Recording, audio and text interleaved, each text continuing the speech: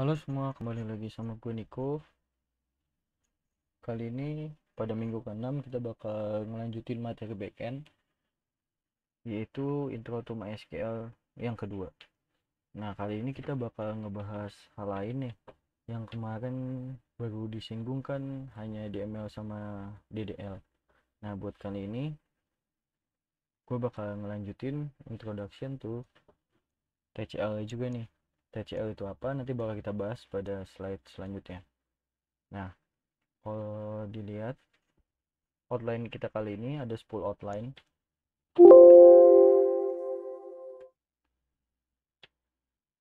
Ada 10 outline. Apa aja sih dari 1 sampai 10? Ini ada yang dibintang-bintangin nih. Yang dibintang-bintangin kayak pertemuan selanjutnya yang gue udah pernah bilang. Ini materi yang wajib dibawain. Nah, selebihnya itu materi yang gue tambah-tambahin aja supaya materi wajib ini lebih cocok atau lebih dipahami sama kalian semua pas nonton video ini. Nah, buat pertama kali kita udah pernah nih namanya pakai npm npm install. Nah, kali ini kita bakal nginstal MySQL modulnya. Buka ini aja, VS Code nya, jangan lupa juga nyalain XMPP nya ya.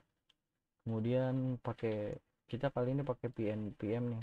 Nah, yang kemarin itu udah gua singgung sedikit nih, pnpm itu apa. Itu langsung dipakai aja, itu sama aja kayak npm, cuman dia lebih cepat aja. Buat lebih lengkapnya baca aja di dokumentasi pnpm nya. Ini kayak sebelumnya, kita init dulu, bentar-bentar aja. Oke. Nah, kemudian paket JSON-nya kita buat indeks kan, karena main utamanya itu ada di indeks. Kita buat index.js-nya.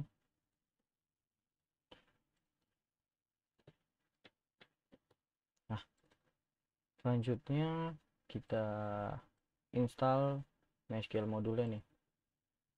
Oh iya, sebelumnya kalian download dulu nih database dummy-nya. Gue udah download ke sini, klik di bagian sini aja nih. Nanti datanya bakal dapat kayak gini. Ini gue kasih nama database-nya ini HR. Nah, nanti dia udah dikasih juga nih data-datanya. Kalian download aja di website ini. Nah, selanjutnya kita bakal ngelanjutin nih MySQL modulnya yang bawaan dari npm-nya.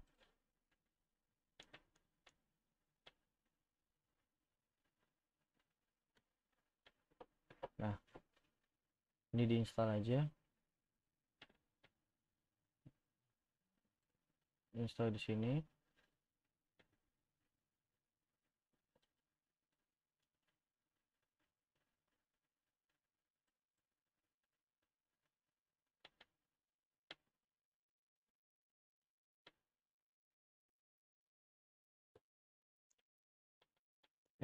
Sorry, kita supaya sekalian lagi langsung banyak aja ya. Kita langsung Express juga kita install. Lalu kita install apa lagi? Express. Terus kita install juga npm install safedev modemon ya. Nah, harusnya kalian udah tahu nih perbedaan safedev sama safe. Udah dijelasin di video sebelumnya. Ini sambil ditunggu aja. Terus kita bakal lihat di sini nih. Nah, di sini udah dijelasin nih, ini buat menghubungin MySQL sama Node.js.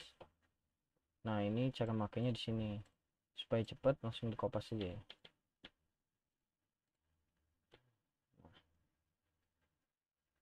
Nah, buat koneksinya itu disesuaikan sama punya kalian nih. Kalau default itu harusnya root itu 0, DB-nya kalau gue HR. Nah, ini kita copy dulu. Kita komen dulu.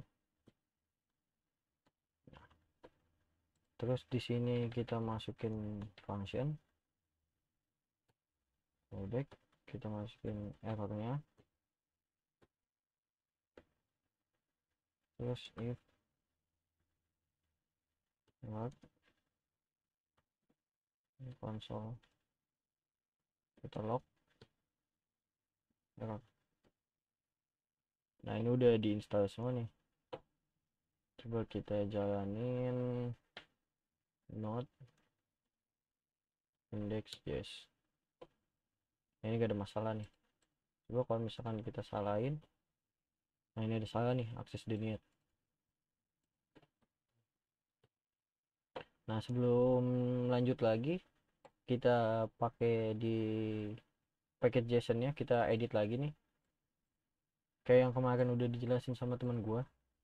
Ini kita pakai lagi nih dev, kita buat script ininya pakai kata pakai keyword dev. Nanti kita no daemon index.js. Oke, nah ini harusnya nanti kita bisa pakai script dev ini, kita jalanin npm run dev. Nah ini udah jalan ya. Nanti setiap kita mau ngedit apa-apa, langsung aja kita save aja, nanti dia bakal otomatis nge-reload. Oke, kita close dulu, kita balik lagi ke materi selanjutnya. Nah kita bakal, yang pertama kita bahas itu distinct langsung.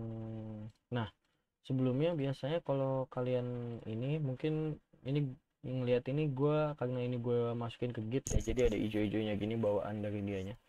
Nah supaya kalian gak terlalu bingung kenapa sih ini node modulnya juga masuk nih, kan kalau dilihat, kalau kalian lihat di git ini banyak banget kan node modul yang harus ditambah-tambahin tuh, jadi yang bakal di commit ke git.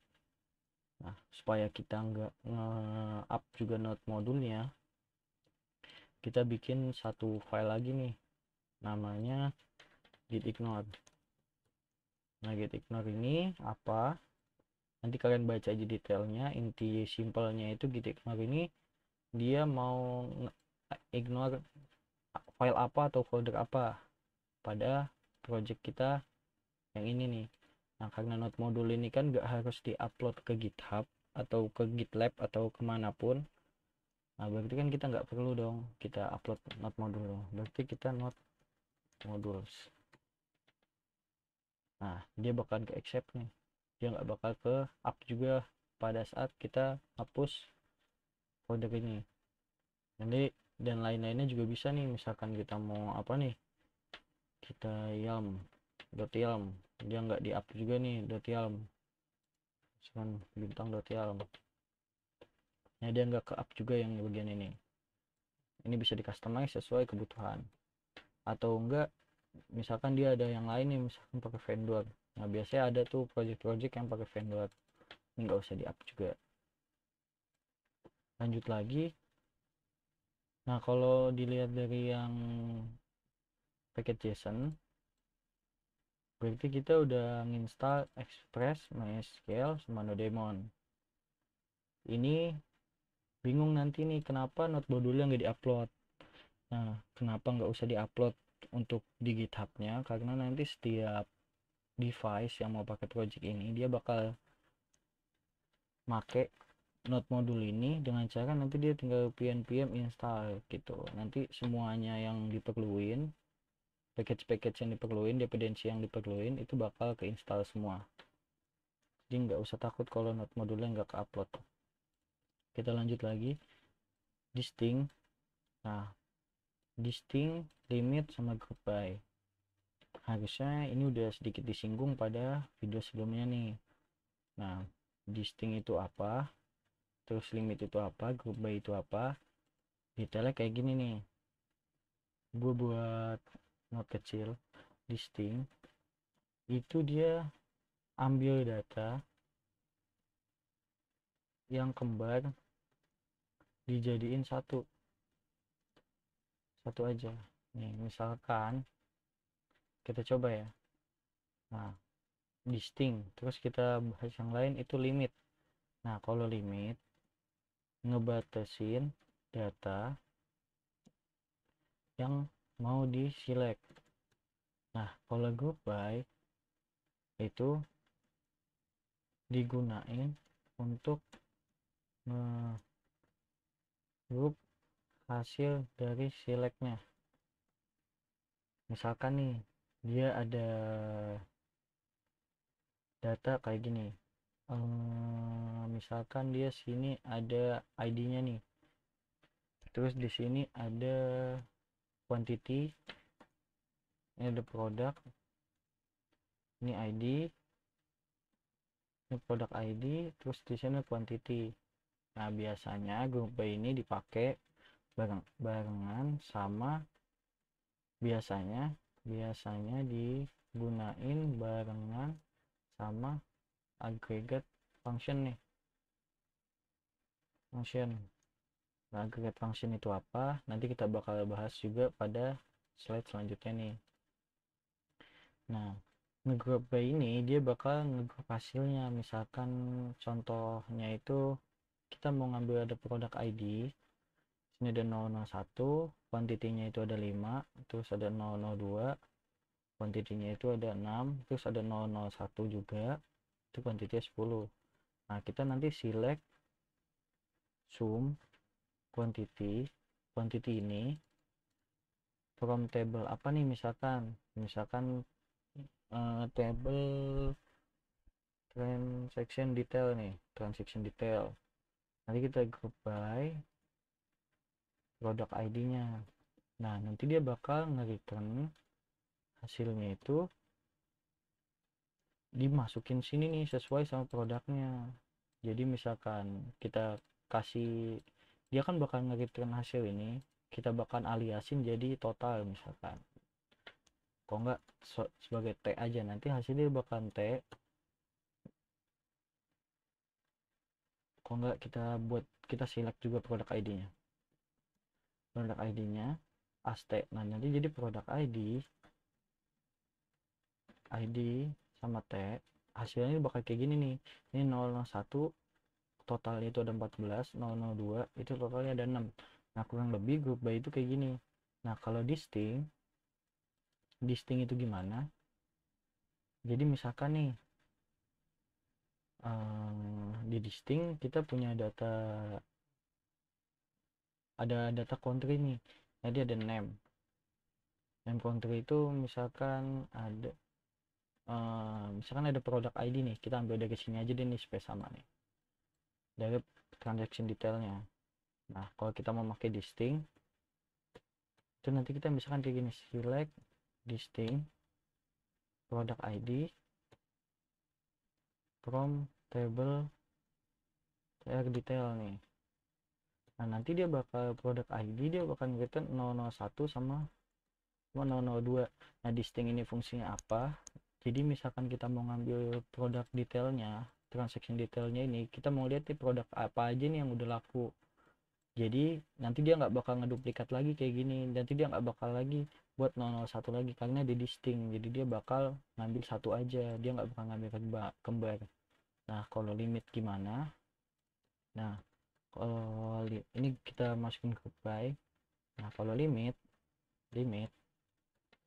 misalkan kita select bintang from, oh ini gak usah pakai table ya, salah, sorry bintang from tr detail, limitnya 1 misalkan. Nah, ini dia cuma ngambil yang paling atas aja nih, limit 1. Oke, dia bakal limit data 1 aja nih yang diambil. Nah, ada lagi yaitu dikasih offset. Nah, ini offset 2 misalkan. Nah, ini maksud offset 2 ini apa?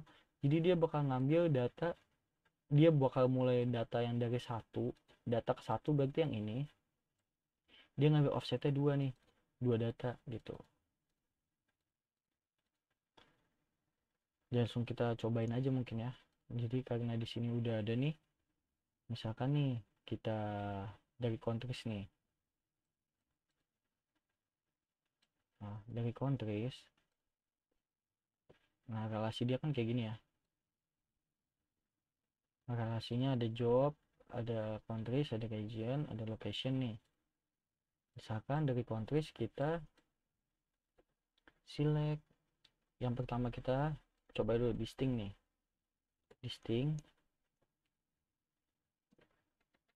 nah misalkan kita select bintang from countries, join, kita join karena kalau dilihat kita mau ngambil countries berarti kan kita region ID doang nih, nanti nggak terlalu kelihatan nih region ID-nya.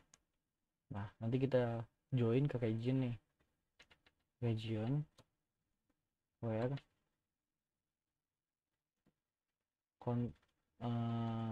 region ID countries region ID sama dengan region ID. Kita jalanin, nah dia kan bakal ngejalanin banyak banget nih, hasilnya banyak banget nih, Europe dan lain-lain. Nah terus kita edit nih, kita edit inline. Nah kita cuman mau ngambil region name nya doang nih, begitu kita select distinct region dot region name.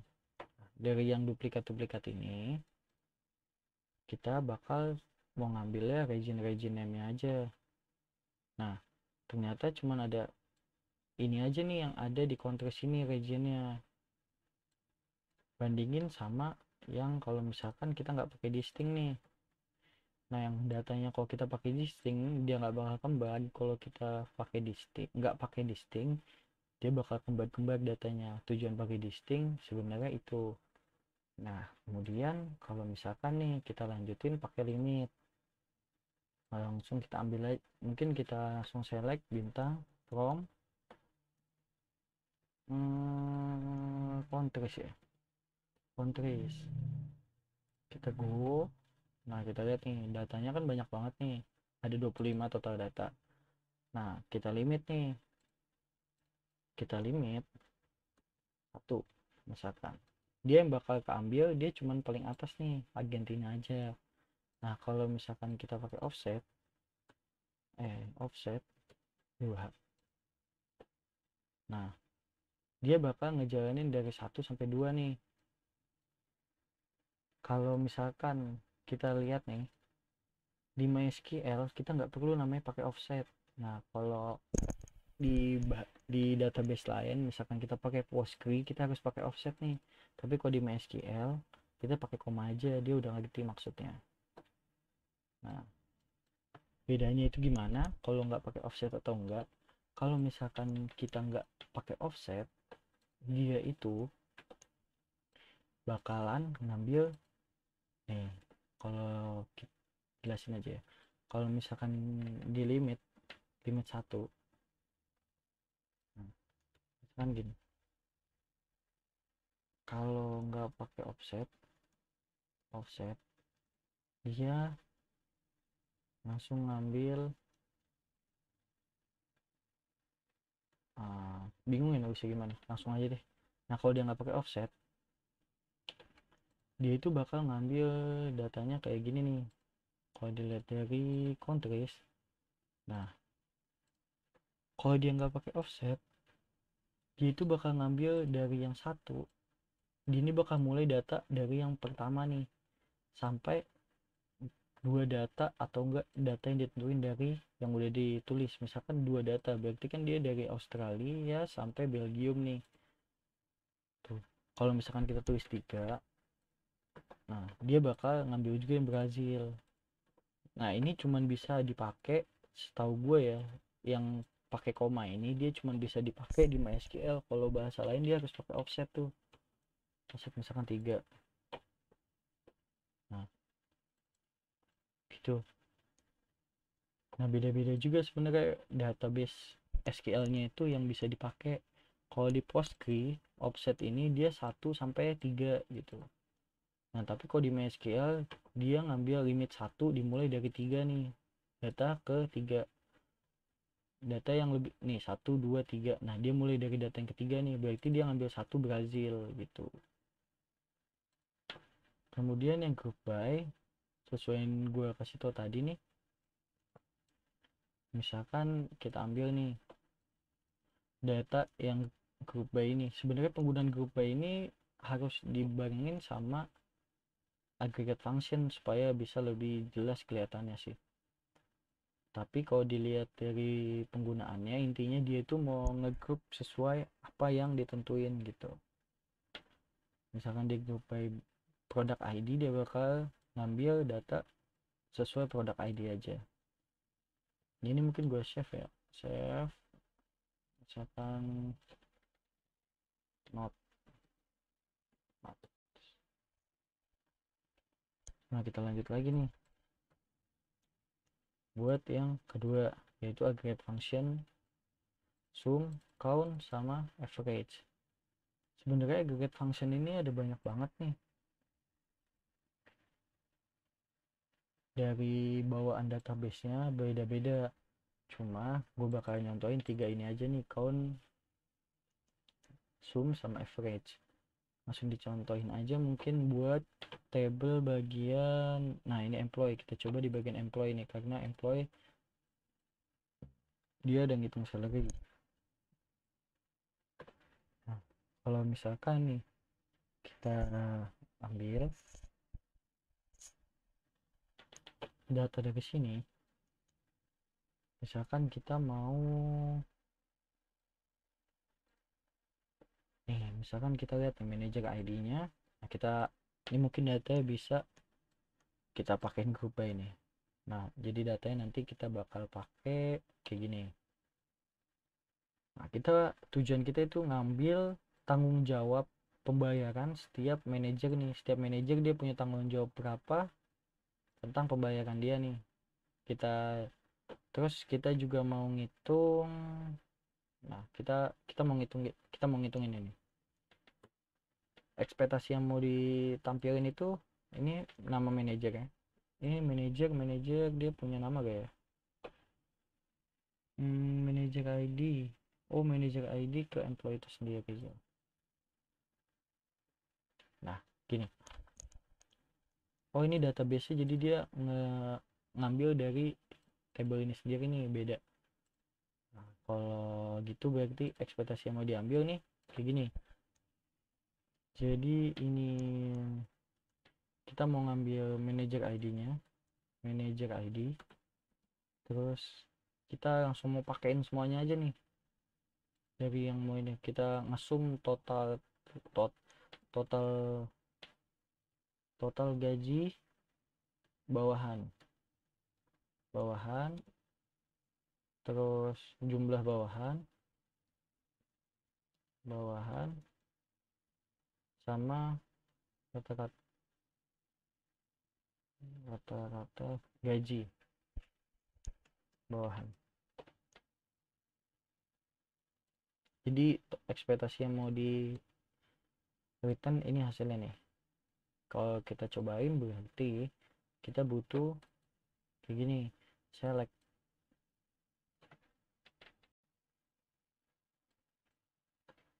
ID aja nih. Berarti select ID, lalu kita ambil sum salary as total gaji bawahan, terus kita ambil jumlah bawahan, berarti kita count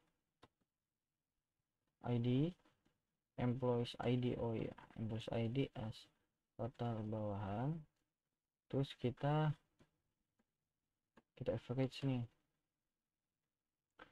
rata-rata gajinya.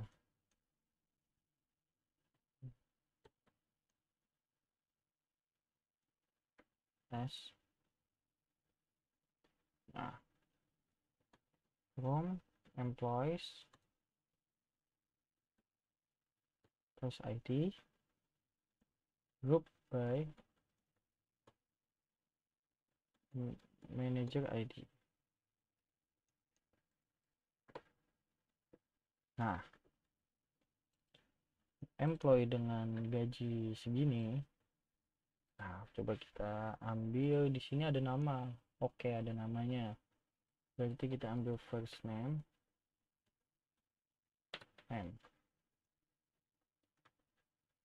Supaya kelihatan nama dari manajernya ini. Kita go. Nah, manajer dengan nama Steven, dia harus ngeluarin duit segini, total gaji bawahannya. Dia harus ngeluarin dengan total bawahannya, terus rata-rata gajinya segini nih, rata-rata gaji bawahan. Nah, di sini kita kelihatan nih cara penggunaan group by-nya. Nah, bisa juga kalau misalkan kita mau pakai dihitung per departemen, itu bisa juga. Cuman tadi konteksnya gue langsung mau nyoba pakai manager ID aja nih. Nah, kurang lebih penggunaan group by, sum, atau aggregate function, count, aggregate function juga, sama average, itu kayak gini nih. Nah, kurang lebih penggunaannya. Terus lanjut kita ke materi selanjutnya. Nah, kalau dilihat pada materi ini, nah kemarin tuh udah dijelasin sama teman gue sebelumnya nih tentang DDL, DKL, DML, DCL. Nah, kalau buat yang ini nanti kita bakal singgung-singgung nih, atau enggak kayaknya belum waktunya untuk dibahas nih. Ini soalnya dia bakal ngolah akses dari database itu. Terus ini TCL, ini bakal kita bahas nanti nih. Ini harusnya transaction language. Nah, ini ada commit, rollback, sama save point. Ini yang sebelum ini udah dibahas semua nih sama temen gue. Nanti kita bakal fokus kepada yang ini aja nih. Gue bakal sedikit singgung-singgung. Nah, kalau buat selanjutnya kita lihat lagi nih aggregate function. Ini tadi udah gue bahas nih. Dia mau ngolah data itu, dia bakal ngasilin perhitungan dari banyak data nih, multiple values, dan bakal ngitung satu data aja sesuai yang tadi udah kita contohin nih di sini. Dia kan total bawahannya banyak nih, ada 14. Tapi kita bisa ngasilin cuman satu angka aja nih. Itu pakai count. Nah, lanjut lagi. Sebelum ke soft delete, nah kita bakal ngebahas subquery sama alias subquery nih. Nah, buat ini sebenarnya ini apa? Subquery itu, nah misalkan kita bahas di sini, kita tulis lagi sum. Nah, sum ini untuk menjumlahkan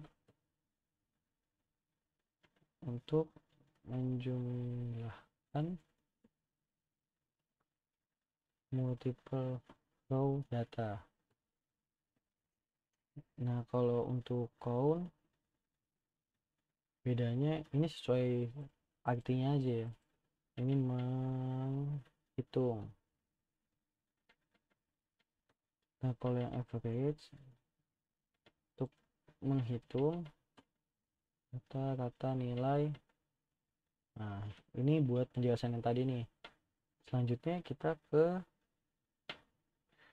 ini contoh table. Selanjutnya kita ke subquery nih. Nah, subquery itu apa? Subquery itu jadi saat biasa kita select kayak gini, kita langsung nge-select lagi di dalamnya. Misalkan dia kayak gini nih, jadi dia bakal melakukan query di dalam query yang ada. Nah, ini tujuan dari subquery nih. Kalau alias subquery, dia melakukan juga tapi sebagai table. Dia sebagai tabel nih. Nanti misalkan di sini kita kan bisa nge-select dari banyak data ya. Nah, di sini bakalan dicoba nih. Misalkan contoh penggunaannya mungkin yang sum gak usah ya. Langsung kita pakai yang subquery nih. Query. Nah, biasanya kita kayak gini kan. Ini kan sama aja nih. Ini kita nggak inisialisasi row baru nih sebagai T. Berarti perhitungan dari sum ini, sum quantity, itu bakal kita jadiin row T. Nah, row-nya itu yang mana? Row-nya itu yang ini nih. Jadi nanti ini bakal jadinya T nih. Ini kayak gini, as total gaji bawahan. Kalau kita lihat, ini dia fieldnya ini bakal jadi total gaji bawahan, misalkan gitu. Nah, kalau subquery itu kita bakal ngelakuin yang sum ini kita ganti jadi select apa-apa-apa. Nah, hasil dari sini bakalan kita tampung ke T ini. Nah, begitu. Nah, kalau alias subquery, misalkan kita alias subquery. Nah, kalau alias subquery yang harusnya table kita buat nih, misalkan kita nggak punya table nih, kita punya perhitungan rumit banget gitu. Kalau misalkan kayak gini kan kita langsung bisa ngambil kan, udah ada nih disediain. Kalau misalkan ini employees, ini dependents, ini countries, ini region, nah ini udah ada semua kan. Nah, gimana kalau misalkan kita mau melakukan perhitungan tapi nggak ada datanya nih, nggak ada tabelnya, itu gimana kita harus ngitungnya? Nah, makanya itu kita bakal ngebuat table, yaitu dari query di sini. Ini query apa-apa-apa, nah ini as table lagi nih. Nah, alias table. Nah, jadi kita bisa make ini kalau dilihat dari yang sini nih. Nah, kan kita ngambil oh ini udah nggak ada ya. Nah, intinya itu misalkan kita mau ngambil table lagi nih, tapi tablenya itu kita mau ngasilin data dari yang tablenya itu belum pernah dibuat gitu. Jadi kita mau buat table sendiri nih khusus buat untuk query yang ini nih. Makanya ini disebut alias subquery nih. Nah, bedanya alias subquery sama subquery itu ada di sini. Kalau misalkan subquery, intinya dia bakal ngebuat field baru dari query yang ada di dalamnya. Sebenarnya ini di alias juga, cuman penggunaannya beda. Kalau alias subquery, dia bakal ngebuat table baru dari query yang ada nih. Jadi dia bakal select from table tr details, nah sama table yang kita buat dari query yang ada. Nah, penggunaannya gimana? Langsung kita contohin aja ya.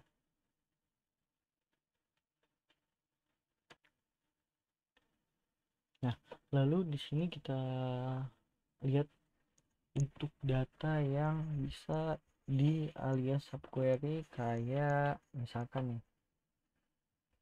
Ini sebenarnya hanya contoh aja, contoh penggunaan subquery nih. Sebenarnya ini enggak, kalau selagi bisa join itu pakai join aja, nggak usah nge-subquery gitu. Karena kalau nge-subquery dia bakal nge-execute dua kali, nge-select. Kalau nge-join dia bakal sekali aja gitu. Cuman karena kita nggak ada datanya nih, data yang susahnya yang perlu di subquery, jadi bakal gue contohin aja data yang simple-simple nih. Misalkan nih kita mau ngambil employees, harusnya nih di, nah ini ada dependence ini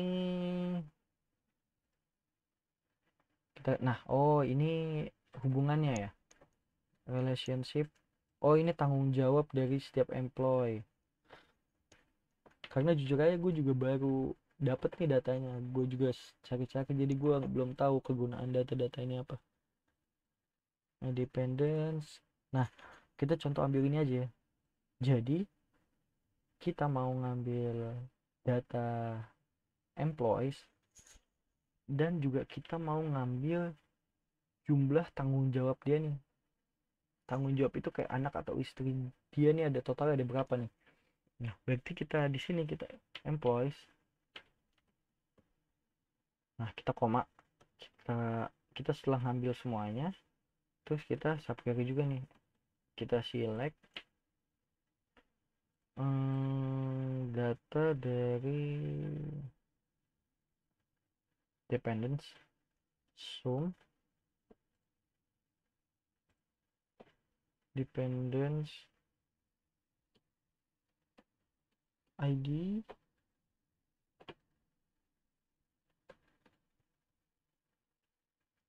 from dependence, kita group by. Nah, jadi kita bakal notas tanggung jawab dari setiap employee itu kita ambil dari, jadi kita jadiin mungkin di sini ya. Jadi kita inisialisasi dot dot employee name, employee ID. as total dependence.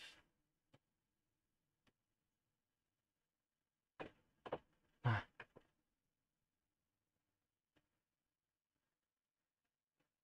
oh bukan, employees from dependence ID from dependence from, oh salah. Wait, kita ambil dulu nih employee ID-nya. Berarti kita ambil employee ID sama dengan employee ID. Nah, si Steven dia punya tanggung jawab 4 nih. Coba kita lihat datanya. Dia bener gak punya 4 tanggung jawab?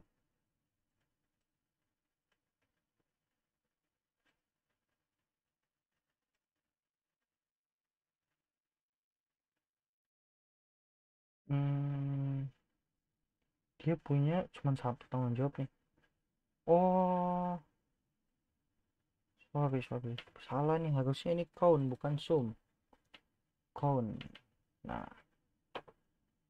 Nah, baru benar nih. Berarti ini penggunaan subquery nih. Jadi ngambil dia bakal ngitung total dependentnya. Tadi itu salah, karena dia pakai sum itu kan buat ngejumlahin ya. Nah, jadi makanya dia ngambil datanya itu banyak banget, jadi 4 5 gitu. Harusnya tuh dia nge-count aja dependent ID-nya. Nah, ini salah satu penggunaan cara subquery nih. Ini kayak gini cara makainya. Nah, jadi intinya di sini dia bakal ngambil data yang ada. Dia bakal ngambil total jumlah dependentnya berdasarkan employee yang ada nih. Karena di sini kita inisialisasi jadi dia bakal bisa pakai di dalam sini nih, employee ID group by employee ID nih. Nah, kurang lebih kayak gini cara makainya. Nah, kalau misalkan alias subquery, kita lihat lagi buat test case-nya. Misalkan buat alias subquery kita bakal ngambil test case-nya yaitu pada bagian yang ini. Kita bakal gabungin semua jadi satu table. Nah, lalu nanti table employee dia bakal ngambil ke departemen ID ini bakal dihubungin nih. Nah, sebenarnya test case ini juga nggak bagus nih, nggak terlalu bagus, cuman karena gue juga bingung ini tablenya cuman adanya ini, jadi kayaknya karena nggak ada datanya jadi kita coba aja. Yang penting kita tahu nih gimana cara pakai alias subquery, ilustrasinya gimana. Langsung dicoba aja mungkin di bagian yang ini. Kita tadi udah ngambil yang bagian ini nih. Jadi kita bakal ngambil data pada employee.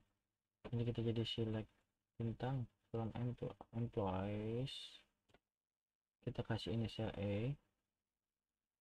nanti kita bakal ngelakuin subquery kedua nih sesuai yang tadi gue jelasin di sini nih. Kalau dia bakal jadiin table alias subquery nih, nanti kita bakal select department ID from department D, kita join ke location L on D, location ID sama dengan L location ID. Terus kita join ke countries C on L countries ID sama dengan C country ID nih. Ini gak terlalu jelas mungkin ya, jadi gue coba deketin lagi. Kita join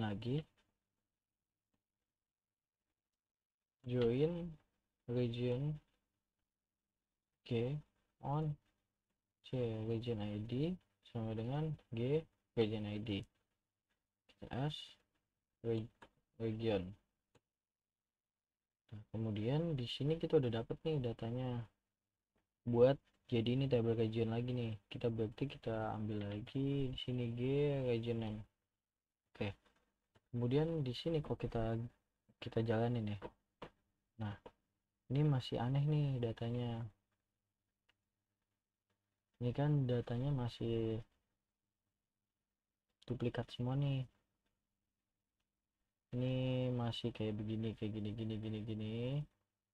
Nah, sedangkan di sini departemennya 9 semua. Jadi ini kan satu semua kan munculnya. Harus kita edit di sini nih. Jadi kita edit dia, kita join lagi, join dari employee-nya ini. Karena ini udah jadi table baru nih, jadi kita bisa ngejoin nih, join region. Misalkan nah deh, enggak N deh, on, gak usah pakai alias deh, enggak ada yang sama ini. On employee department ID sama dengan region department ID. Oke, kita coba jalanin. Saya region doesn't exist.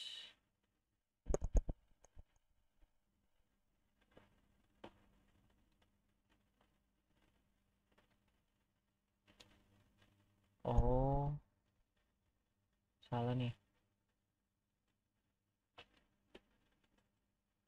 Kalau kita jalanin kayak gini, ini masih nggak ada. Berarti kita harus ambil pada bagian,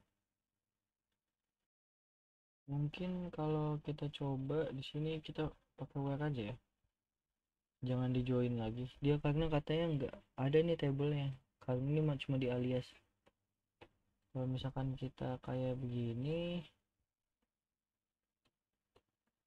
harusnya bisa. Nah, berarti kan kita udah bisa nih ngambil ini datanya. Nanti kita tinggal custom aja nih mau yang dipanggil ini apa nih.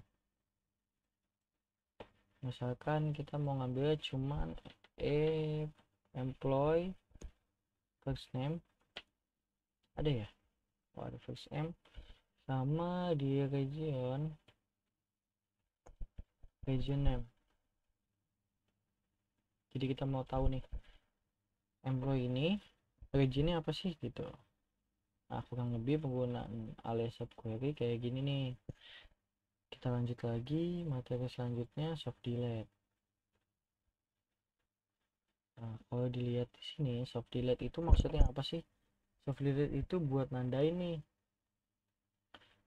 tabel di database itu di delete permanen apa enggak gitu intinya.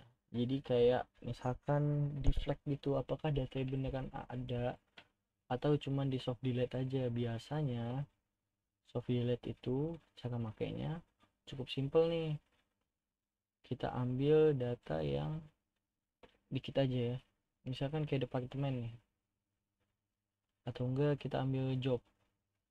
Departemen juga boleh deh, yang sedikit aja field ya.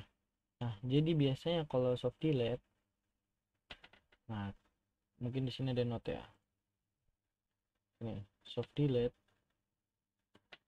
biasanya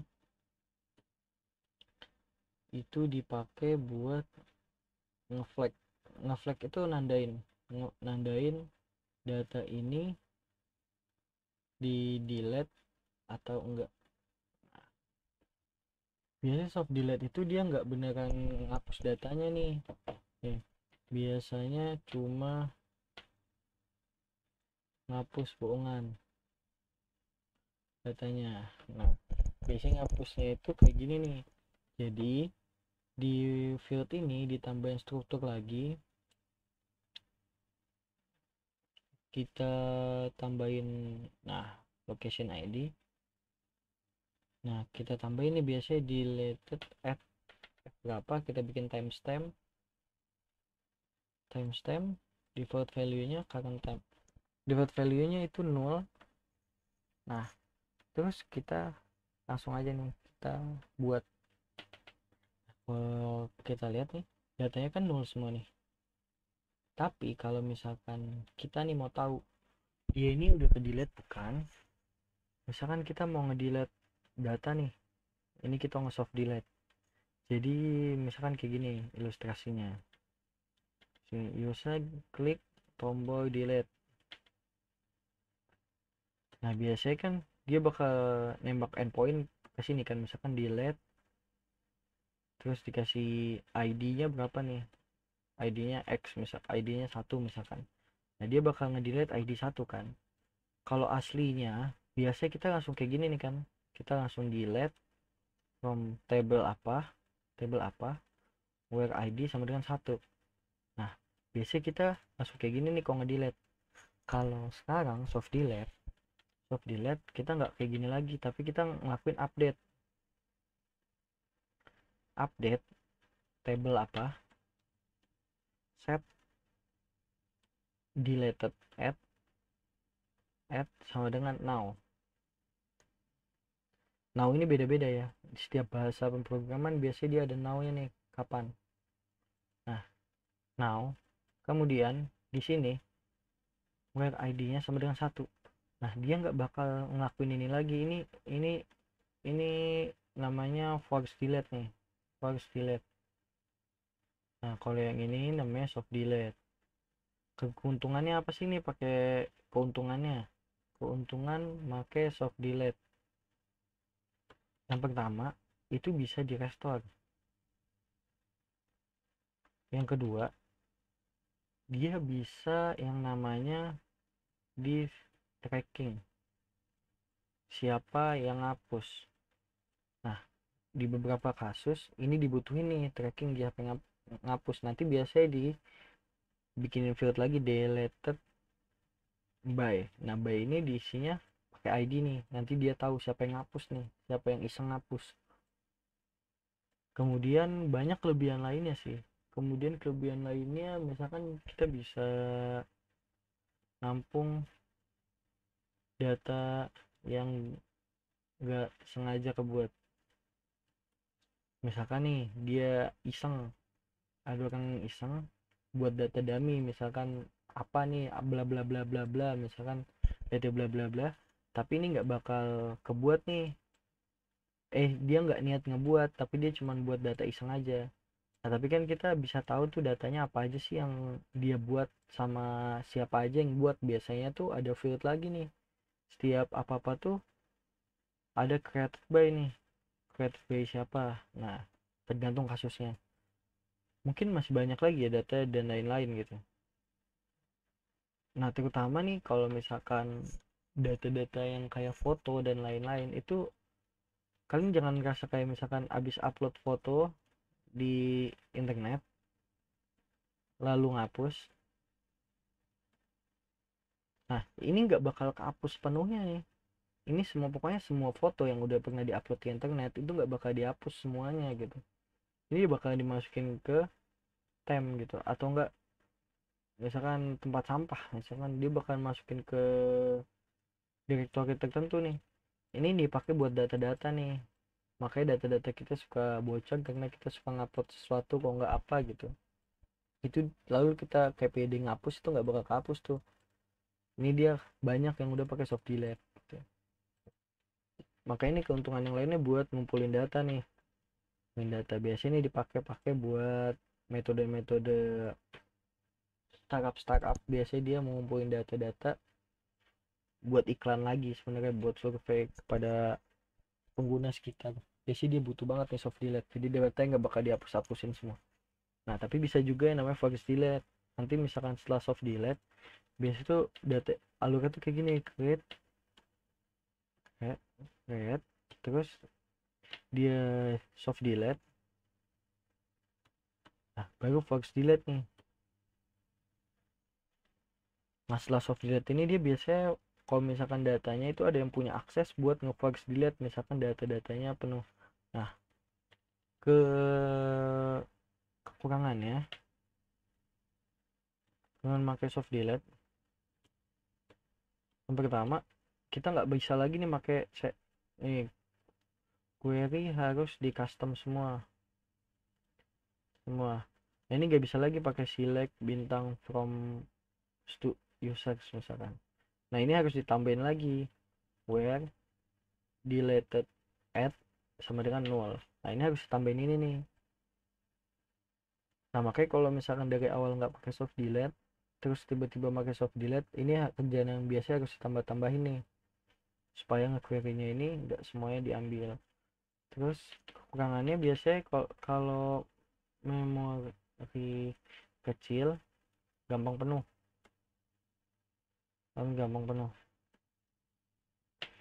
Nah, kalau misalkan kita pakai soft delete juga kan data-data ini nggak bakal kehapus semua nih, data-data ini nggak bakal namanya kehapus. Nah, kita nggak bisa lagi nih ngeliat manual kayak gini nih, kita mau ngeliat data semua gitu karena banyak banget datanya, jadi kita capek kalau misalkan kita mau ngeliat semua data yang langsung dari database, kita harus nge-query lagi gitu. Kemudian cara makainya itu sama aja kalau misalkan yang tadi udah gue jelasin. Dia kalau kita mau make, kita harus kasih deleted add. Nah, kalau kita mau ngapus, kita pakai ini nih. Ini untuk si get datanya, get datanya.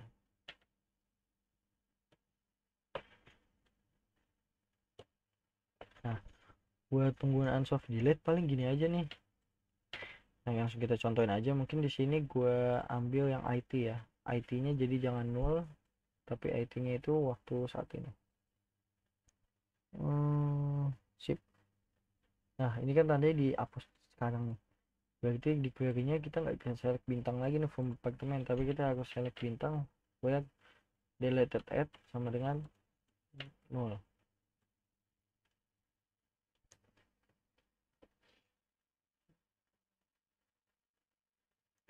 Salah.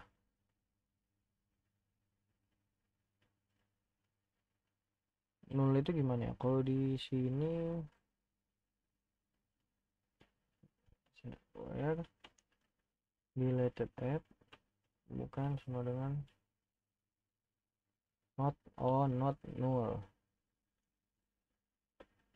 Hmm, select null di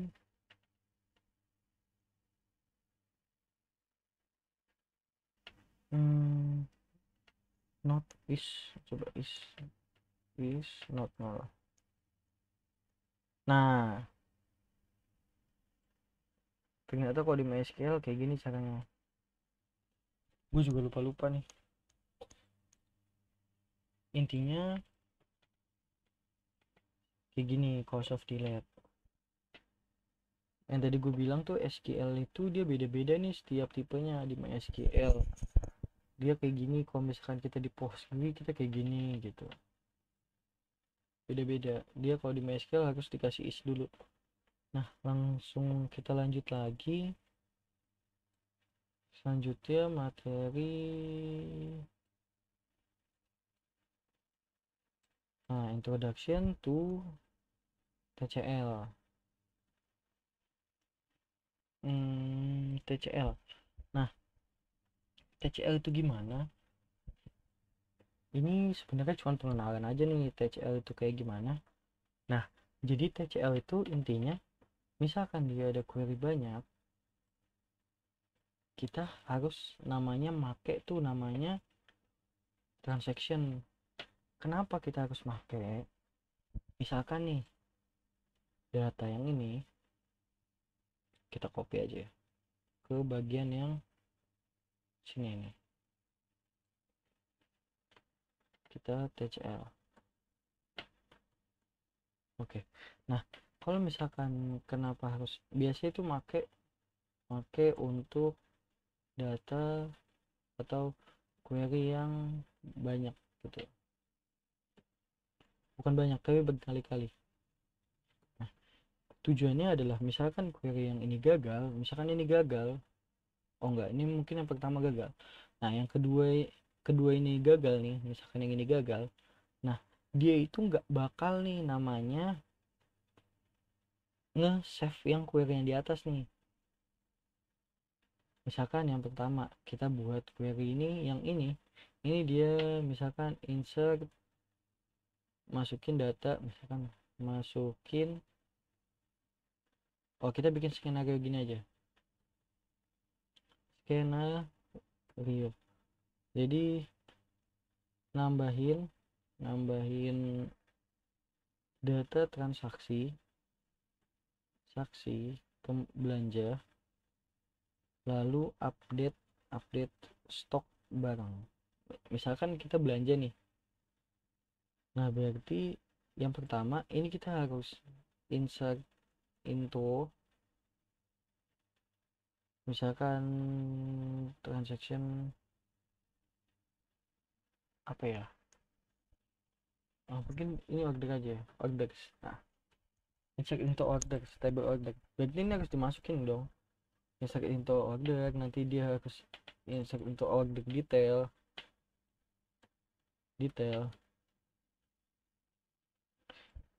Nah, setelah dia insert detail, nah ini save point tuh apa sih sebenarnya? Itu ada, kalau yang dilihat nih, gue tadi udah bikin di sini, ini ada commit, rollback, sama save point. Maksud tiga hal ini apa sih? Ini kita tulis di sini. Berarti commit itu, commit dia apa ya, commit itu bahas commit buat ngejelasinnya mungkin apa ya, nge-submit, nge-save semua query yang udah dieksekusi. Nah, kalau misalkan save point, rollback kembali ke awal atau ke save point. Nah, ini enggak semuanya bisa pakai save point ya gitu. Ada juga yang enggak ada save pointnya nih, atau ada semua ya di semua tipe database ya.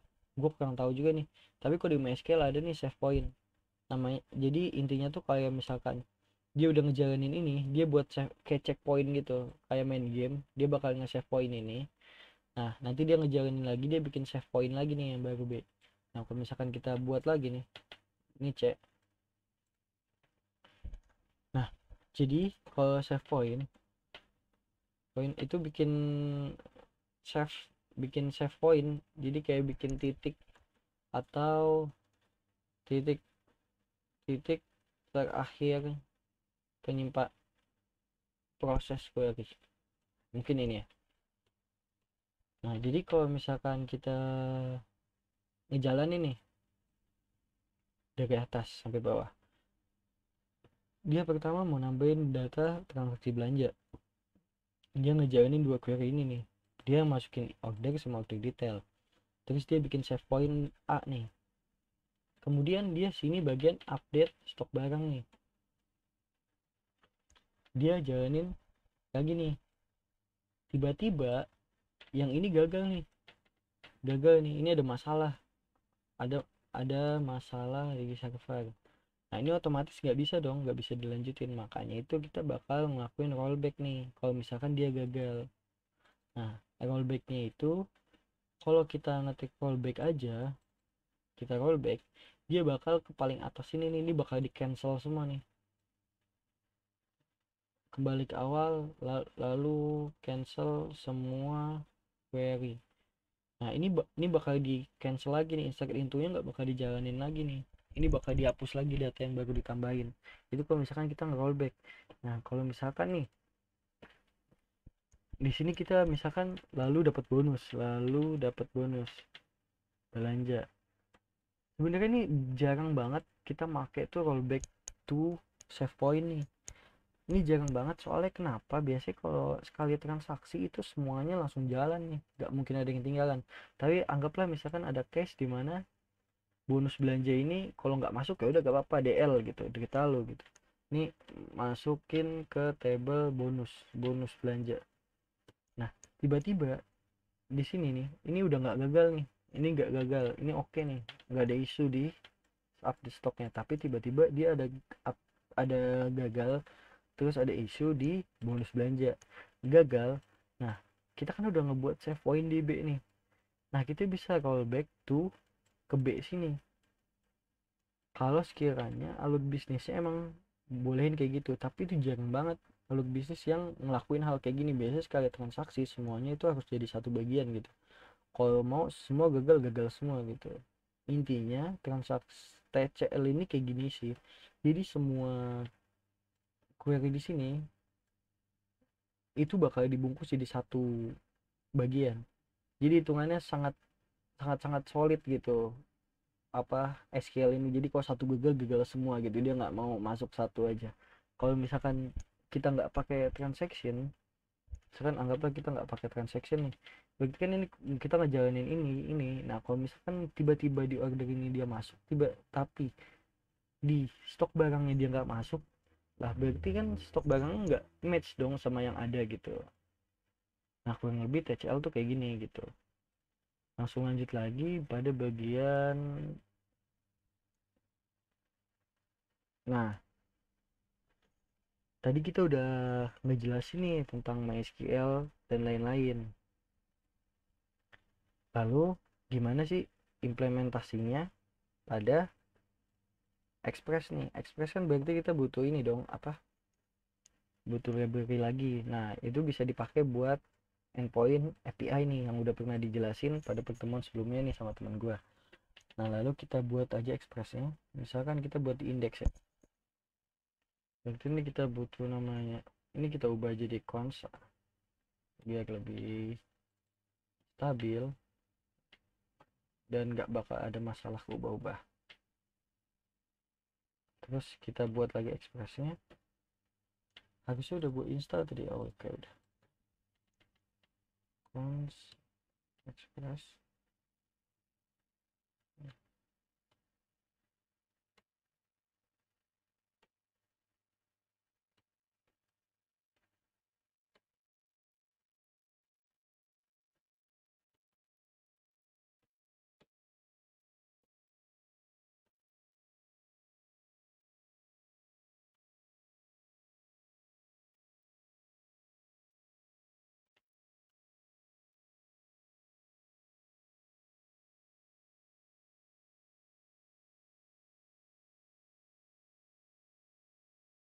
jadi kita ngeget aja ya,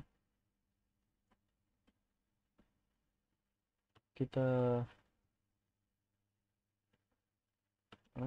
res, misalnya kita ini respon send apa nih, misalkan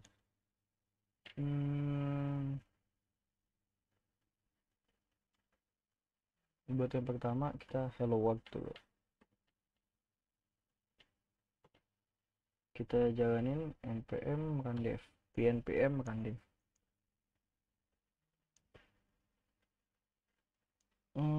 No daemon, oke. Oh lupa di set buat pakai expressnya nih, kepencet.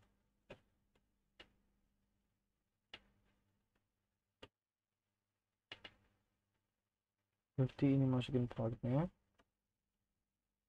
mention error if error. Oh, kita konsol kayak.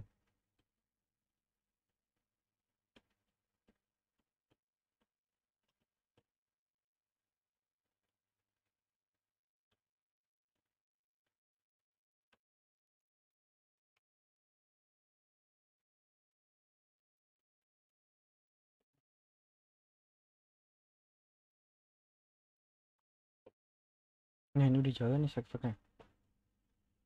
Kemudian kita coba nih buat ngebuka home-nya.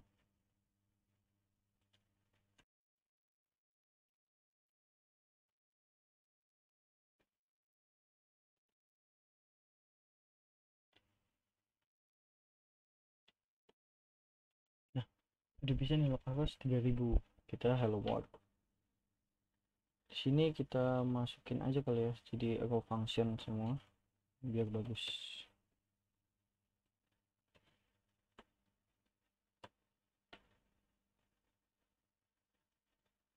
Oke,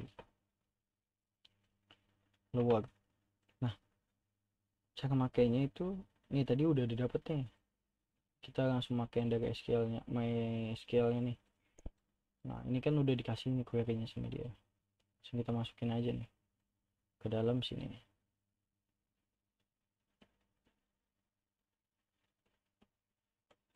Langsung kita jalanin apakah sesuai sama yang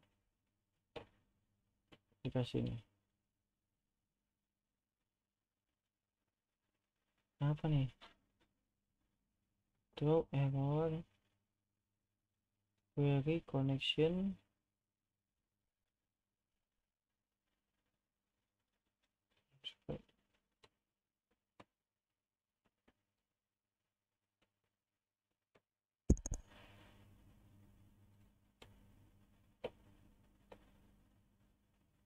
Oh,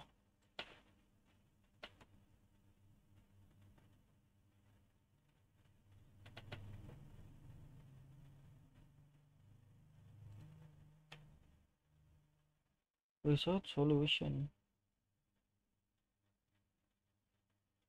property lah, aneh. Kita cobain query nya nih,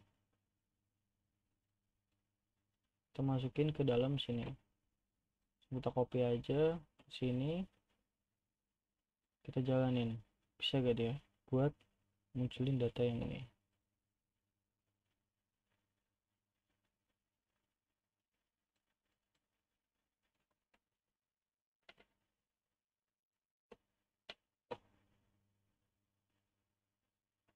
Solution is undefined.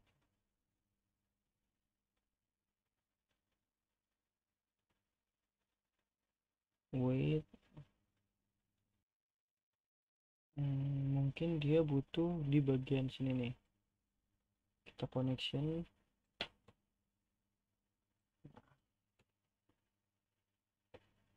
Nah, ternyata dia butuh hal ini supaya koneksinya itu nggak ada masalah nih. Kalau misalkan kita send listen result.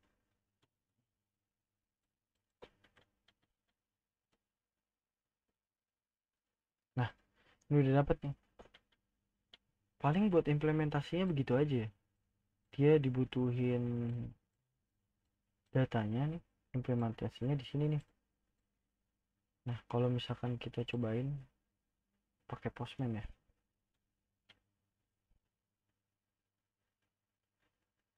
Kita cobain pakai Postman.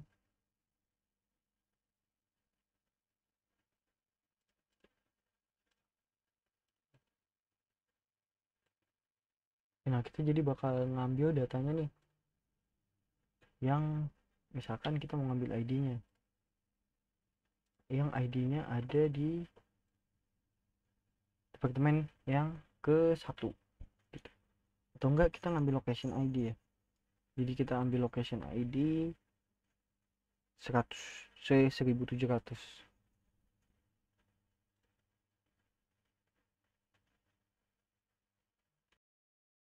Nah, di data di Postman udah kebuka, coba kita tembak ke sini. Lalu kita send. Nah, requestnya udah kayak gini ya. Nah, gimana kalau misalkan kita kasih body nih? Bodinya kita kasih, misalkan kita mau ngambil location ID sama dengan 1800. Berarti kita butuh di code-nya kita ganti jadi backtick. Begitu. Kita pakai backtick. Where-nya location ID sama dengan kita ambil rect body, kemudian bodinya bagian location ID.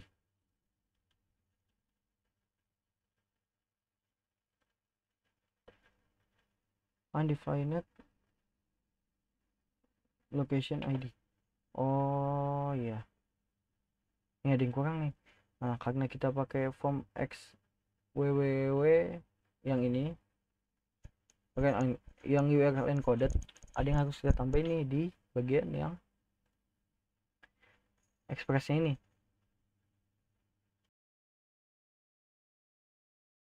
Jadi kita harus tambahin namanya di sini. Kita buat lagi 6. Kita butuh namanya body parser nih.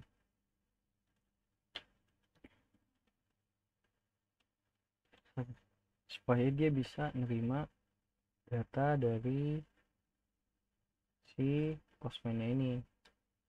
Nah, jadi kita pakai dulu di sini, kita require namanya body parser. Kita buat. Nah, di sini kita pakai nih app, kita use body parsernya, kita pakai yang JSON, terus kita app use body parser, kita encode, kita pakai juga yang extended tetron. Nah, ini supaya dia bisa ngebaca bodinya nih. Banyak banget ya. Waduh, hapus bentar ya.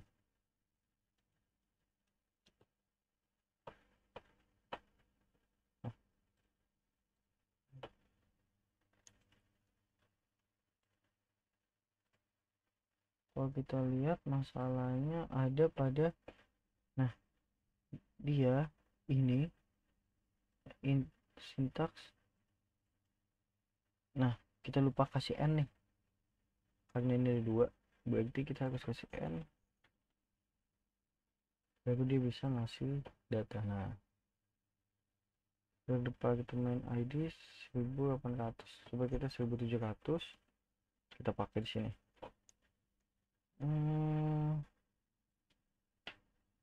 Kenapa masalahnya pada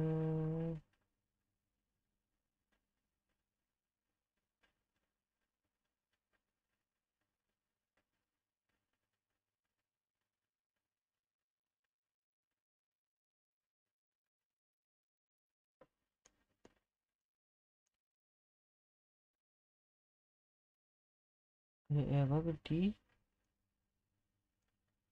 kenapa ini tiba-tiba nggak bisa ya? Bentar.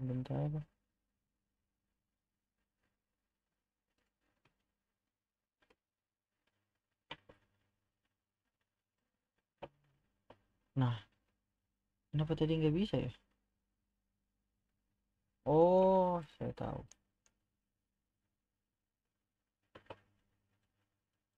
Ini karena dia langsung end juga nih connectionnya.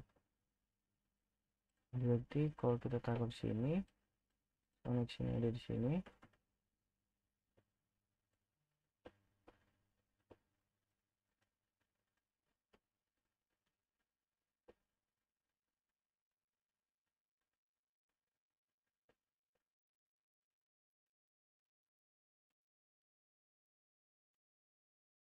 Nah, tadi gue udah sempat cari-cari juga nih masalahnya.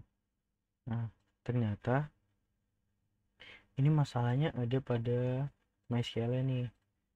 Nah, ini ada beberapa cara nih. Yang pertama, kalau misalkan kita ngapus n, itu dia bakal bisa sekali, dia bisa lagi nih. Nah, cuman kan itu jelek ya kalau misalkan kita ngapus n ya. Kita bisa ngapus n sama ngapus connection nih, itu bisa kita, jadi kita nggak perlu lagi namanya pakai connect sama n bawaan dari ininya nih, apa, bawaan dari yang pertama nih, ini kita nggak usah pakai ini. Sebenarnya aneh juga ya, dia yang ngasih tutorial tapi dia yang bikin masalah, itu gue juga bingung. Nah, tapi ada teknik lain nih. Nah, menurut gue mending kita pakai teknik ini aja, itu lebih bagus karena dia bakal, namanya dia pakai pooling. Nah, ini kita pakai bawaan dia aja nih, dia juga nyaranin, terus juga udah ada yang buat isu nih. bermasalah nih, nggak bisa juga, masalahnya sama kayak punya kita, yaitu kalau misalkan dia pakai datanya itu masih suka bermasalah nih. Yang tadi ada muncul data nih, handshake. Nah ini kita bisa ganti, jangan pakai create connection tapi pakai create pool aja. Harusnya udah nggak ada masalah nih. Nah tadi kan udah dibuat juga nih location ID-nya berdasarkan yang ada nih, yang dari request-nya itu udah ada nih. Kalau kita ganti 1800, kita ganti jadi 20.000, itu nggak ada datanya. Nah paling ini aja sih buat implementasi dari query-nya nih pakai MySQL modulnya. Nah selanjutnya ini yang harusnya keluar pada tugas akhirnya nih, yaitu tentang SQL injection. Itu SQL injection itu apa sih? Mungkin udah ada beberapa yang kalian tahu atau pernah dengar. Intinya itu SQL injection itu kode buat teknik inject code. Jadi dia buat ngedam database. Nah dia biasanya, jadi dia tuh seolah-olah bikin user inputnya itu nggak benar, yang biasanya pakai string. Intinya itu dia manipulasi SQL deh. Ini kalau kita lihat bahasa ini terlalu ribet ya. Nah intinya itu dia manipulasi data yang ada pada SQL-nya. Ini dari wikinya menurut gue terlalu ribet nih. Intinya sih dia manipulasi string. Kita kasih contoh ya, biar kayak gini nih, string.js pakai JS.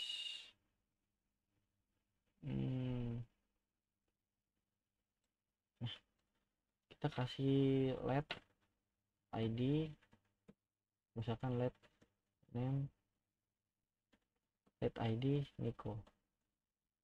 Ini input dari user ya, ini inputnya dari user nih, misalkan dia iseng-iseng namanya Nico. Kemudian kita buat query yang di sini kan, dia pakai string template kan, ya gak? Jadi di sini pakai string template nih query-nya. Nah jadi kita copy aja, coba di sini kita lihat SQL sama dengan ini. Nah kemudian di bagian yang ini, kalau kita jadi ID ya,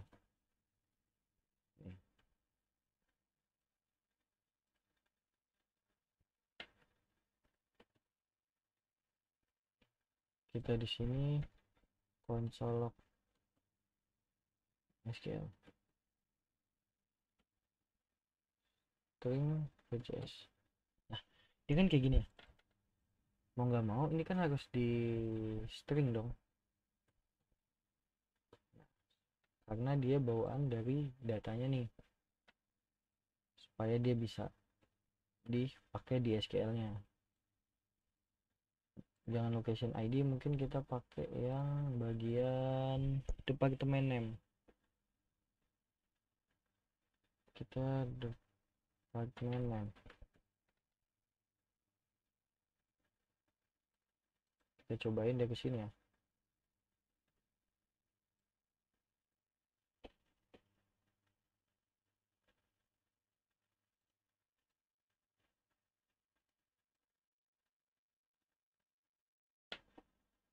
Nah ini kan bermasalah nih ya, karena ini harus dikutip dulu nih supaya dia ngebaca stringnya kayak gini nih query-nya.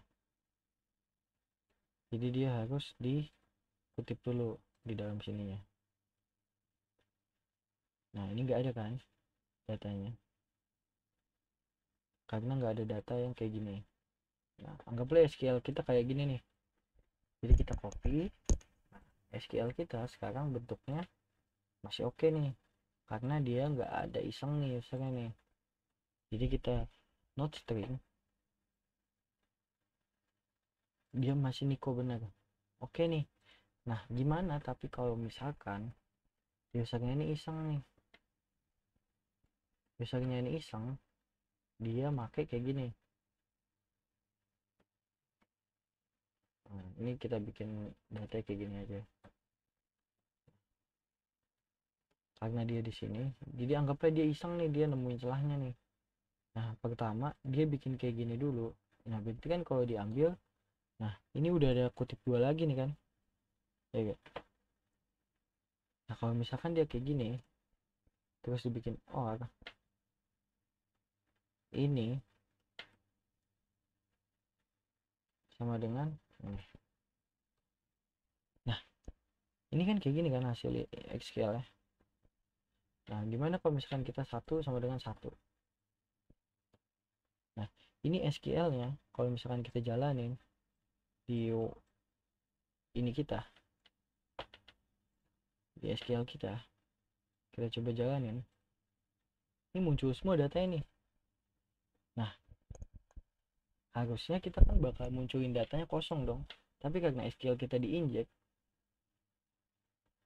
dengan permainan manipulasi literal string dari usernya itu, dia bisa munculin semua data-data kita yang punya. Ini mah data departemen masih oke. Gimana kalau misalkan kita pakai query-nya buat login, select misalkan username, misalkan select bintang from user where username sama dengan, pakai kayak gitu juga nih, name, jangan lupa kita pakai template string biar gampang, and password sama dengan password. Nah, kalau misalkan kita bikin kayak gini, name, password, berarti kan dia bisa dipakai dong semuanya ini ke dalam SQL kita ini.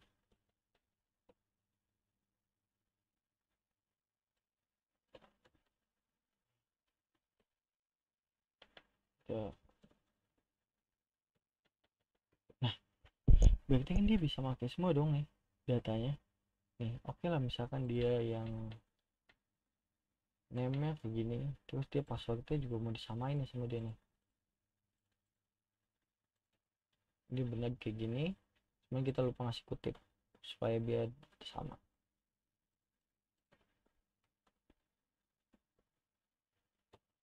Nah, ini kan berarti bisa semua dong, langsung keinjek nih semua data usernya. Dia bakal bisa login nih kan, karena dia dicoba semua passwordnya Niko, terus orangnya kayak gini. Nah, SQL injection itu kurang lebih kayak gitu. Nah, kalau dari Wikipedia sama aja, maksudnya gimana, dia nge-exploit kelemahan dari security-nya. Nah, dia kasih contoh, misalkan user masukin data itu nggak benar, terus misalkan dia masukin data tapi filter dari security-nya itu nggak benar nih, masih salah gitu. Nah, dia malah masukin itu yang bener karakter kayak gini nih. Nah, itu gimana tuh caranya kita ngatasinnya? Yang pertama, kita kalau di Node.js ada namanya string escape nih, escape, lalu ada namanya placeholder. Nah, placeholder itu gimana? Nah, kalau string escape dia langsung ngambil dari kayak gini nih, langsung diambil dari connection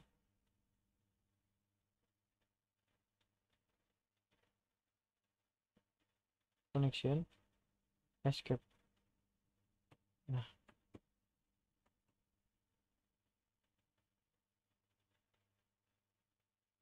oh langsung kita contohin aja coba ya. Kalau misalkan kita pakai yang ini location name ya, tapi kita pakai nama yang ini, kita pakai inject data yang ini nih, coba yang ini ya, harusnya dia masuk nih datanya. Nah, dapat semua kan datanya karena kita udah inject nih pakai SQL injection. Ini salah satu tekniknya aja nih, jadi kita manipulasi string dari bagian user ini nih, dari bagian servernya ini. Nah, kalau misalkan kita bikin nih, kita pakai teknik yang pertama, mungkin namanya jangan string ya, tapi SQL injection. Nah, kalau kita pakai escape string pertama itu kita pakai namanya method dari connection ya, bawaan dari object connection, yaitu escape, yaitu method escape nih, kita langsung pakai bawaan dari connectionnya. Jadi kita bisa pakai connection dot escape. Nah, ini bisa kita pakai nih langsung dari sini ya. Contohnya gimana, langsung kita contoh aja. Nah, data yang nggak dapat kan, perbedaannya sama yang nggak pakai escape nih. Kalau nggak pakai escape tadi kita dapat nih datanya semuanya, karena kita pakai SQL inject. Nah, kita dapat semua. Kalau kita nggak pakai SQL injection, kalau kita nggak pakai escape tadi kayak gitu, kalau kita pakai escape, dia di escape nih string-string yang aneh-aneh nih, nggak mungkin dong username pakai kutip-kutip. Nah, ini nggak dibolehin, apalagi pakai identifier gitu. Nah, sebenarnya SQL injection ini teknik hacking yang kuno banget. Kalau buat sekarang itu udah jarang banget nih yang bisa diinjek SQL-nya nih. Kalau masih diinjek berarti developernya payah tuh, dia bisa diinjek sama MySQL pakai SQL injection. Soalnya sekarang udah banyak yang otomatis, apalagi framework itu yang bisa filter dari string escape ini. Yang kedua itu placeholder, dia pakai tanda tanya satu itu untuk value.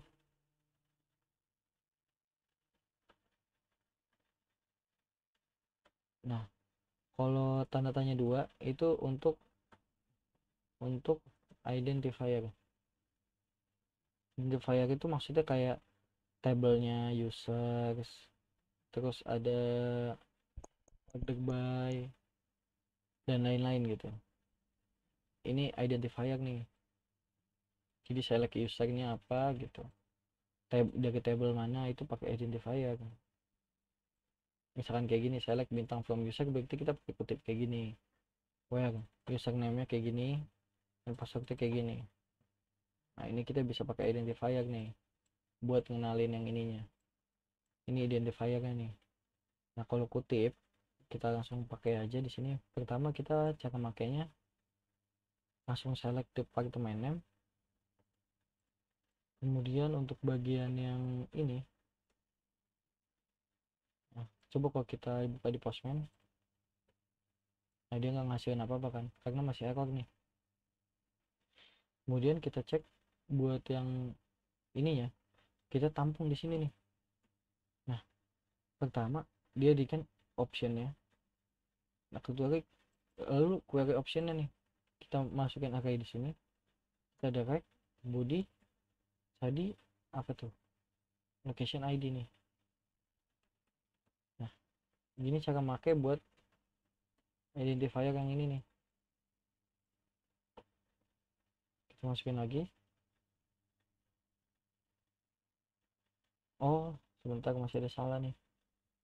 Ini lupa di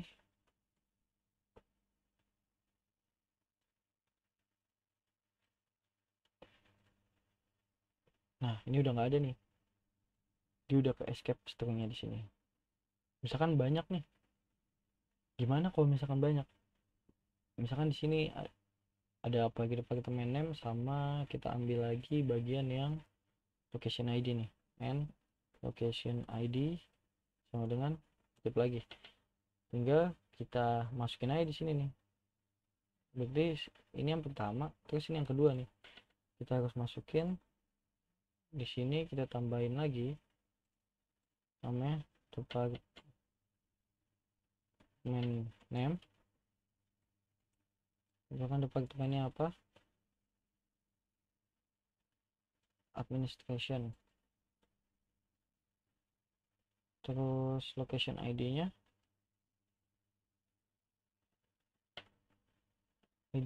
itu 1800. Terus di npm-nya harusnya di sini, npm di node.js-nya harusnya di sini department name. Oke. Terus kita coba send. Nah, data nggak ada nih. Kalau misalkan kita ubah jadi 1700, harusnya ada datanya. Nah kurang lebih kayak gini sih buat bagian SQL injection nih. Ini harus diperhatiin banget nih supaya kita saat buat code itu nggak bisa diinjek buat saat ngambil datanya. Selanjutnya materi selanjutnya, nah introduction to event dan trigger MySQL. Kalau kita lihat di setiap table ini ada nih namanya, di setiap table itu namanya ada trigger nih. Trigger ini apa? Jadi trigger ini adalah query yang bakal ke jalan saat event-event tertentu. Misalkan kayak nih kita di table countries, waktunya kapan, before apa atau after.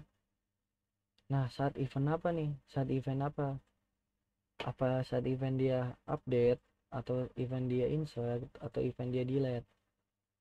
Nah intinya pada di trigger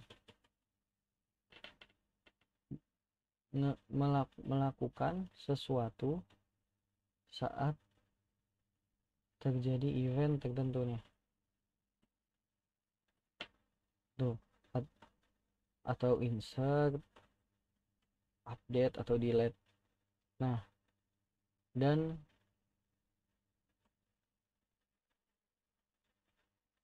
ini juga bisa di before atau after nih. Nah kalau buat trigger di MySQL, dia itu misalkan kita habis, misalkan nih saat delete, misalkan kita saat delete berarti kan kita melakukan delete bla bla bla bla. Misalkan kita delete from users where ID sama dengan 1. Nah kita itu kan saat mau melakukan insert atau melakukan event tertentu, di sini kita mau deklarasiin misalkan abis dia nge-delete dia mau insert ke tabel mana nih. Saat delete dia mau insert data ke tabel dummy nih, ke tabel penampung. Nah buat ngambil data barunya itu kita bisa pakai yang delete, itu kita bisa pakai untuk ngambil data lama, kita pakai namanya prefix alt, terus kita pakai alt lalu sini nama field. Nah ini alt ini maksudnya dia bakal ngambil data sebelum di delete itu. Nah kalau misalkan kita update untuk ngambil data baru, kita pakai new dot nama field. Nah ini harus diperhatiin, mungkin ini aja sih ya informasi cara pakai trigger. Nah cara pakai trigger itu kapan sih? Misalkan kita mau pakai data nih, setelah kita biasanya kalau misalkan kita insert data ke tabel A, nah misalkan mau insert data ke tabel A, B, C. Nah kalau ada trigger kita cukup insert ke tabel A. Nah nanti setelah tabel A dia kan ada after insert nih. Nah ini dia kita bisa deklarasiin lagi di sini insert to tabel B, misalkan misal insert into apa ke, pokoknya insert itu ke tabel B. Ini query insert biasa nih, terus ke tabel C juga, tabel B, terus nanti ke tabel C. Ini query masih salah ya, pokoknya intinya dia masih insert itu ke tabel B sama C. Nah itu kita nggak usah lagi ngurusin tabel B sama C. Tapi nggak semua database dia punya trigger nih, yang gue tahu baru MySQL aja, mungkin ada yang lain gitu. Kayak Postgre dia nggak punya nih trigger itu, mungkin gitu aja. Nah terus buat yang event ini dia ini ada di database-nya, dia bukan di table ya tapi di database-nya. Nah di database-nya itu maksudnya gimana, jadi dia ini kayak scheduling nih. Nah scheduling dia bisa ngejalanin satu kali atau apa terus-terusan nih. Nah dia milih nih execute setiap apa gitu. Nah jadi kalau buat event ngejalanin query secara berkala. Nah, ini bisa juga nih kalau misalkan nggak ada fiturnya, itu biasanya namanya cron job nih, cron job. Nah, ini kalian cari tahu aja nih cron job ini. Cron job ini ada di command line-nya, ada di CLI bukan di database. Nah, ini cron job nih, sama juga scheduling, cuman kalau cron job dia nggak selalu database, tapi kalau event di ini dia selalu database nih. Nah, terus kita bisa nentuin nih kapan startnya, kapan selesainya. Misalkan nggak pakai selesai juga, misalkan kita mau, biasanya kasusnya nih, biasanya mau, misalkan mau kosongin table A setiap jam 12 gitu, jam 12 malam. Nah, kita bisa setting nih setiap jam 12 malam nih, setiap jam ini jam 00.00 kita buat 00.00. Nah, setiap jam 00.00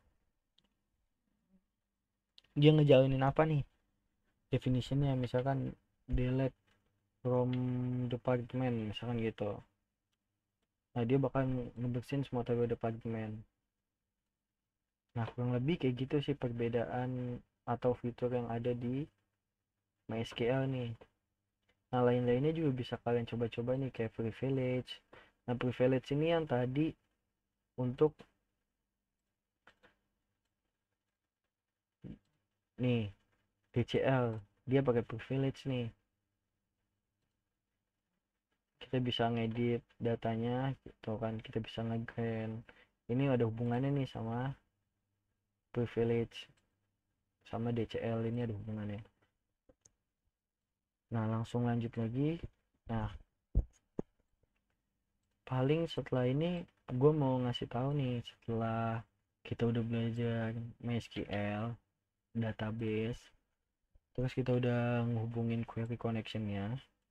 Kalau kita kan masih pakai kayak gini kan, bayangin kalau misalkan query kita ada banyak banget nih, pasti capek dong, kita harus ngetik banyak banget di sini, jadi jelek banget nih code-nya nih. Anggaplah ini banyak nih query-nya tuh, sampai segini misalkan query ini hal yang masih sangat possible nih kalau misalkan dalam dunia asli nih, dalam dunia kerja itu sangat-sangat bisa nih sepanjang ini nge-select dari mana gitu.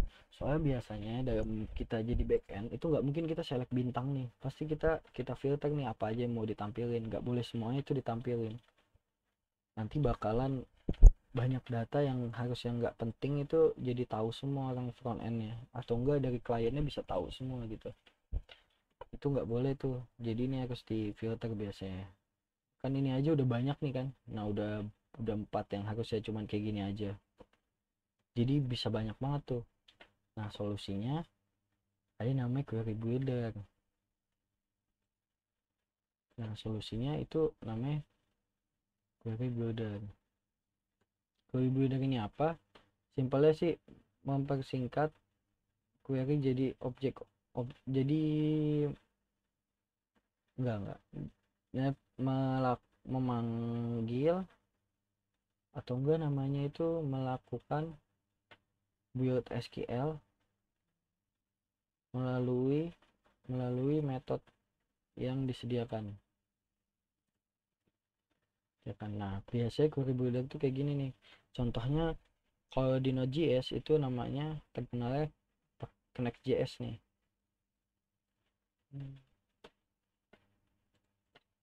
Nah, ini query builder dari Node.js nih, ini yang banyak dipakai. Nah, kalian bisa baca-baca aja di sini nih.